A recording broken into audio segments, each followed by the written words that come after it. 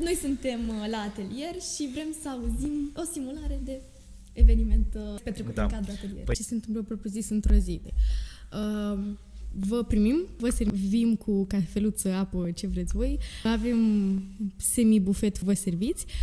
O să facem team building, să ne cunoaștem puțin. Apoi, probabil, o să intrăm puțin în zona de haideți să învățăm astăzi despre alegerile locale. Acum ne focusăm până la alegerile de pe 9, mai mult local și europarlamentar. 9 iunie, să mergeți la vot. La vot. O chestie care neapărat vreau să o spun, se numesc metode non-formale pe care noi le aplicăm și, de exemplu, una din ele este hai să vedem cum funcționează un consiliu local. Știm că consiliul local e prezidat de primar. Deci o să fie alegeri pentru primar în cadrul mobilității. După aceea, în consiliul local o să fim împărțiți pe grupuri politice, plus ONG-uri și societatea civilă și dezbatem pe niște